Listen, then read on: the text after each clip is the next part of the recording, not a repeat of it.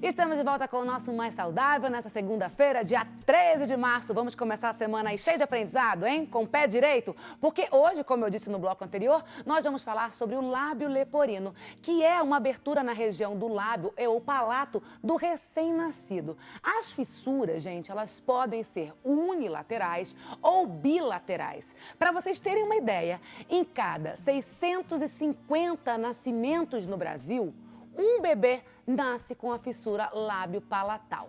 Aí a pergunta que não quer calar, né? Quais são as causas, os tratamentos, tem como prevenir? Tudo isso a gente vai aprender com essas especialistas que aqui estão. Nós temos aqui hoje a doutora Valéria Miori, que é ortodontista. Muito obrigada, doutora Valéria. A gente sabe que para tratar o lábio leporino, a gente precisa realmente de uma equipe multidisciplinar, né? Sim.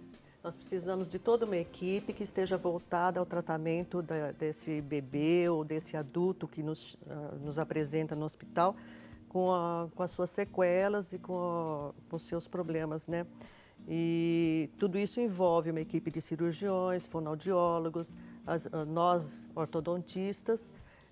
Nós contamos também com psicólogos, assistentes sociais, psicopedagogas, todas para trazer para esse ser um maior conforto e maior esperança de melhora. Sem dúvida, e uma qualidade de vida, né? Que é isso que a gente vai conhecer a história daqui a pouquinho dessa gatinha que está aqui do meu lado, que eu tô apaixonada por ela, que é a Luana, tá bom? Quero continuar apresentando aqui, nós temos também a Vera Lúcia do Amaral.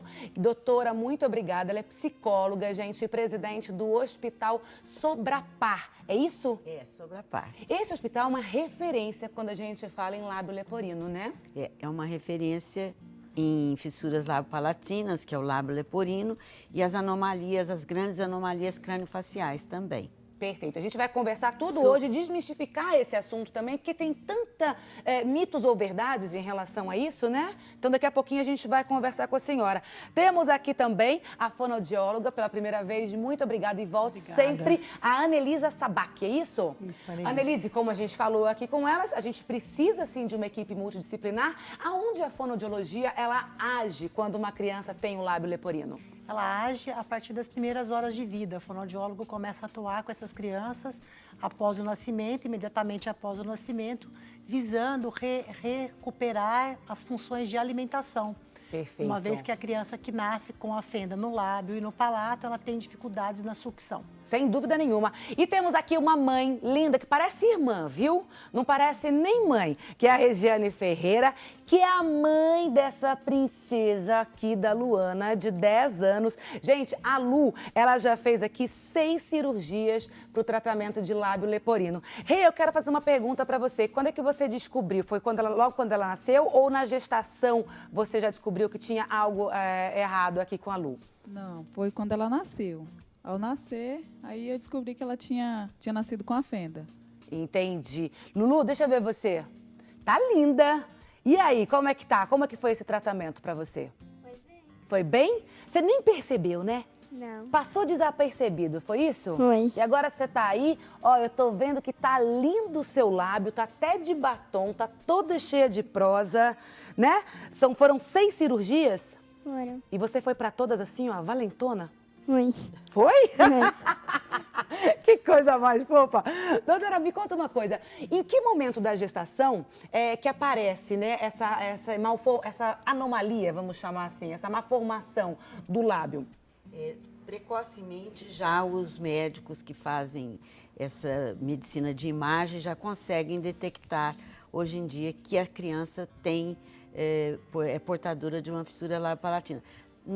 Antigamente, ou algum tempo atrás, essa medicina de imagem não era tão evoluída, enfim, a imagem não era tão nítida e não se podia fazer este diagnóstico intraútero. Hoje já é possível e muitas das mães que estão gestando uma criança assim já vão ao hospital e já começam as suas orientações antes do bebê nascer, né? É isso que eu perguntei, por isso que eu te perguntei se é através do ultrassom, porque hoje a gente tem um ultrassom, né, o de 3D, 4D, uma tecnologia danada para isso. Então, se ali a gente já consegue detectar essa fissura. Agora, você me disse em que momento? Terceira semana, quarta semana?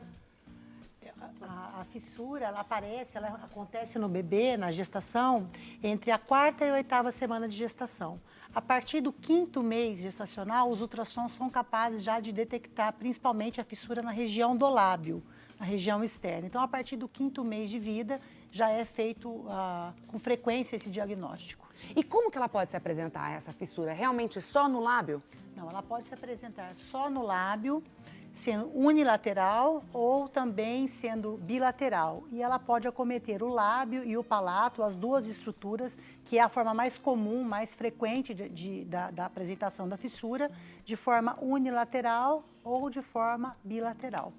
Em alguns pacientes também a gente tem a fissura apenas no palato, na região interna da boca, no céu da boca. A gente tem uma foto, pode colocar para o Brasil inteiro, dar uma olhadinha, para a gente entender o que é essa fissura, o lábio leporino.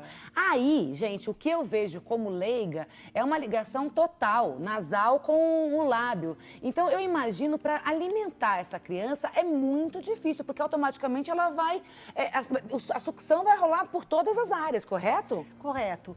É difícil, mas na verdade a gente tem bastante, os profissionais que são especialistas nessas crianças, a gente consegue sim uma gama de mamadeiras específicas que facilitam bastante a alimentação. Então hoje alimentar um bebê com fissura não é realmente um problema tão grande para a família quanto há alguns anos atrás isso se apresentava.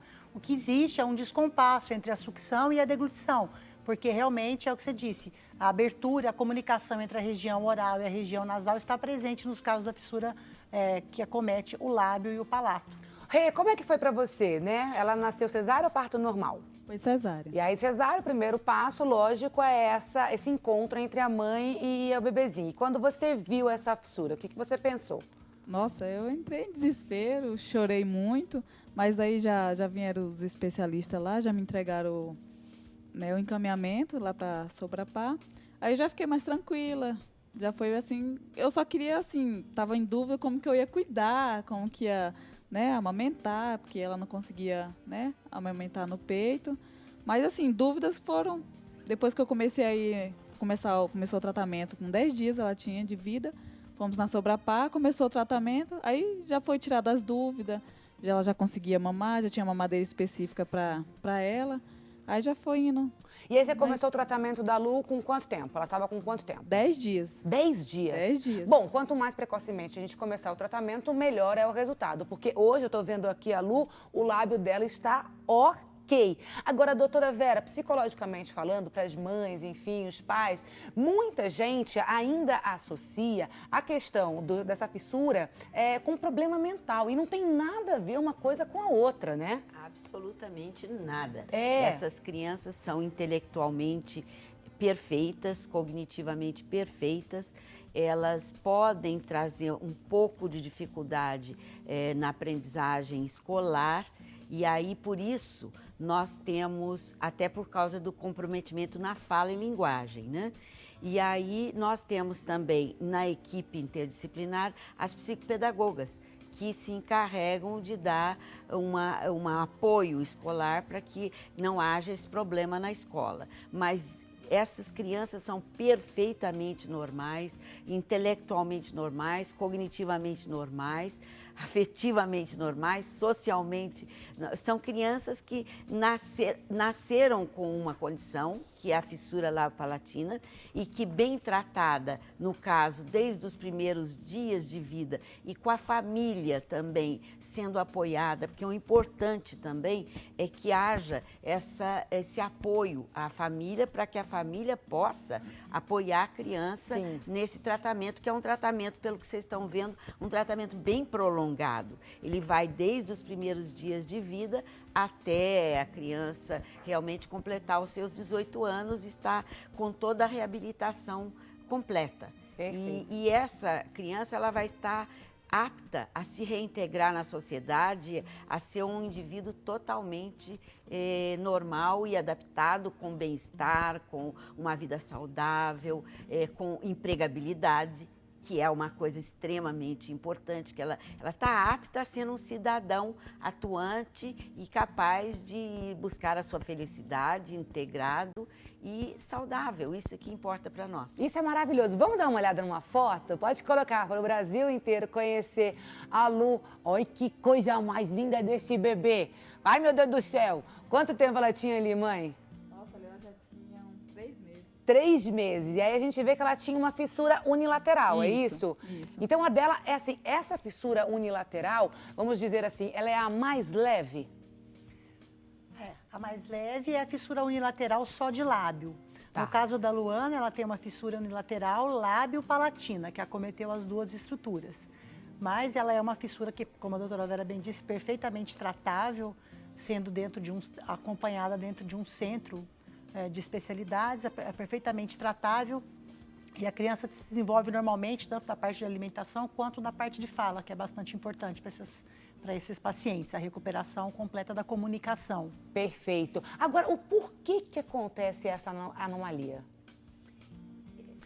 As fissuras labiopalatinas, elas são de origem multifatorial, não existe uma causa específica, uma questão específica, algo que cause a fissura labiopalatina. Então, é uma combinação de fatores que, quando acometem um bebê ou um feto levemente mais suscetível, essa somatória das causas multifatoriais, que são a genética, o ambiente, a própria nutrição materna, fatores externos como o estresse, uso de cigarro, bebidas alcoólicas, enfim, uma somatória de fatores que culminam na ocorrência da fissura labiopalatina. Vamos voltar àquela primeira foto, não da Lu, aquele bebezinho que a gente tem uma foto que tem a ligação total do lábio com a região nasal. Aí a pergunta que eu quero fazer é exatamente isso. Uma criança que tem essa alteração aí na face, né, ela vai correr o risco de aspirar o alimento, certo? Agora, como é que a mãe é instruída a amamentar, a alimentar essa criança? Isso. Como foi com você, Rê? Então, a orientação foi de colocar sentada, que a mamadeira vem uma colherzinha. Aí fica mais fácil para a criança tomar para poder não engasgar. Aí foi assim que ela tomou. Tem um bico de mamadeira também específico e tem que deixar meio sentadinho para não poder engasgar. E a questão do leite materno, do aleitamento materno, doutora, como que faz? O aleitamento materno ele só é possível nas crianças que não tiveram a fissura no palato. Porque para a sucção, para a realização do aleitamento materno é necessário uma sucção com muita pressão. E como você bem disse no começo, a comunicação entre o nariz e a cavidade bucal, ela não permite a realização desse vedamento, dessa pressão. Então a gente utiliza alguns recursos como mamadeiras especiais, o uso de copos, o uso de colheres, bicos especiais que facilitem a alimentação. Agora, e como é que faz, por exemplo, para esse bebê, porque é tão importante o aleitamento materno, né? Ele não vai fazer uso desse leite? Infelizmente, a gente pode sim fazer o uso do leite materno. Através da mamadeira. A ordenha materna e passamos então o leite da mãe para a mamadeirinha. E assim a criança pode se alimentar do leite materno, que é rico nas proteínas e nas defesas do organismo. Perfeito. Agora, não quer dizer que a criança não possa ser colocada no seio materno, com as funções de acalmá-la, com as funções de se desenvolver nessa parte afetiva e emocional. O que a gente não preconiza, nós não preconizamos, é a alimentação, o fator da nutrição através do aleitamento materno. Mas o contato e o vínculo mãe e filho deve ser mantido. Perfeito, e é uma orientação. Total. Doutora Valéria, como é que fica a formação da dentição dessa criança? Então, a formação vai depender até mesmo do grau de gravidade da fissura. Ou se for uma fissura labial, haverá pouco comprometimento. Se houver um envolvimento do rebordo ósseo ou se estender pelo palato, ou mesmo a extensão pelo palato pode ser só do palato duro, ou então se estender até o final de todo o céu da boca. Então, vai variar de todo esse grau de comprometimento. Num caso mais grave, ou das bilaterais, que também são as mais complicadas, nós vamos ter um grande comprometimento na região anterior, faltando às vezes dentes ou eles sendo jogados para uma área fora da sua posição normal. Gente, e é mais comum do que a gente possa imaginar. Não é tão comum, mas é comum. Porque um dado que me chamou a atenção, 150 mil casos no Brasil durante por ano. Então a gente, não sei o que é, não acontece comigo, eu não dou atenção. Não, a gente tem que dar atenção sim, porque é algo comum, né? E se você não formar essa equipe multidisciplinar, muitas vezes você não consegue tratar com qualidade. Tratando com qualidade, a gente tem aí uma eficiência, como está o caso aqui da Luana. Pode colocar essas fotos que estão aqui no telão pra gente, porque daí as doutoras aqui vão explicando o que acontece. Olha que coisa, gente. Doutora, o que está acontecendo ali? Esse daí é a fissura palato-labial, é isso? Essa é uma fissura unilateral à direita, lábio palatal. Então, o que vocês podem ver na região do céu da boca dessa criança são as estruturas do nariz. Então, existe uma comunicação completamente anti-anatômica entre a cavidade oral e a cavidade bucal dessa criança. Sabe o que eu percebo nessa foto? Por exemplo, o lado esquerdo, né, não tem a gengiva. Então, por isso que eu pergunto para a senhora, doutora Valéria, a direito, a questão da dentição mesmo. Como é que faz para você formar essa gengiva novamente? Então, na verdade, o que acontece? Essa área aberta é a falta de formação óssea nessa região. Então, quando foi a formação do bebê, por volta entre a terceira, sexta até a 9ª semana, que pode ocorrer eventuais malformações, há uma falta de células nessa região. Não são células suficientes para formar a tábua óssea que veda o céu da boca, né, com a base nasal. Dessa forma, ela não existe osso nessa região. Nós vamos daí fazer com que essa criança possa ter uma formação, essas bases, essas duas porções ósseas que não têm a ligação entre elas, nós vamos colocar numa situação que ela fique favorável para depois o cirurgião fazer o enxerto. Perfeito. E aí fazer toda a base do céu da boca. No entanto, como a formação dos dentes já se inicia desde que ela nasce, né? Os dentes já estão sendo formados, já intrauterinamente, essa falta de osso dificulta a implantação do germe dentário. Então, normalmente, ou o germe não existe, ou ele é jogado para uma área que tem osso. Então, nessa região, faltando osso, não haverá o dente, mas nós vamos depois enxertar depois. Com planejamentos, radiografias, ver o que nós podemos colocar nessa área. Perfeito. Lu, dá um sorrisão. Deixa eu ver, tá cheio de janelinha. E tá lindo o dentinho dela, tá perfeito. Daqui a pouquinho eu quero conversar com a Lu também, que ela conte um pouquinho a história dela, você também, Rê. E eu quero saber se é mito ou verdade essa questão do raio-x na região abdominal quando a mulher tá gestante, se isso pode ser um fator de risco pro lábio leporino, tá bom? E enquanto isso, se fosse você, pegava o telefone e começava a ligar agora pra cá, pra nossa rede Século 21. Muito obrigada pelo carinho da audiência com todos os nossos programas aqui, viu, gente? 0800 777 0021. Tem também o 1938719620. Olha só o que você vai ganhar na sexta-feira, gente. Olha que livro delicioso. 1000 receitas deliciosas da nossa querida vovó Palmirinha, que esteve aqui na sexta-feira e deixou autografado pra você.